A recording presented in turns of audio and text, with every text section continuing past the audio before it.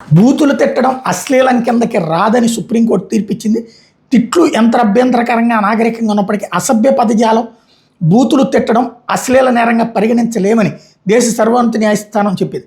ఒకరిని mother fuck అంటూ లేకపోతే సన్ ఆఫ్ ఏ ఓర్ వంటి అసభ్య పదాలతో దూషించడం అశ్లీలం కాదని వ్యాఖ్యానించి చట్టపరంగా అశ్లీలంగా పరిగణించాలంటే వాటికి ప్రత్యేకమైన ప్రమాణాలు ఉండాలని స్పష్టం చేసి తమిళనాడుకి చెందిన మణి అనే వ్యక్తి దాఖలు చేసిన అప్పీల్కి పాక్షికంగా అనుమతించిన జస్టిస్ సంజయ్ కరోల్, జస్టిస్ విపుల్ పంచోలీల ధర్మాసనం ఈ తీర్పు వెలువరించింది. ఈ సందర్భంగా కోర్టు చట్టపరమైన అశ్లీల భావనను విశదీకరించింది.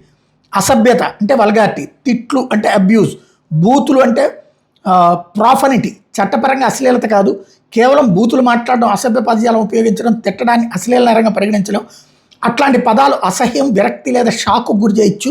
లైంగిక ఉద్రేకాన్ని రేకెత్తించే, కామ ప్రేరిత ఆసక్తిని ప్రోత్సహించే, విన్నవారి నైతిక విలువలను దెబ్బతీసే లేదా వారిని నీతిభ్రష్టులుగా మార్చే ప్రభావం ఉంటేనే అశ్లీలంగా పరిగణించవచ్చు.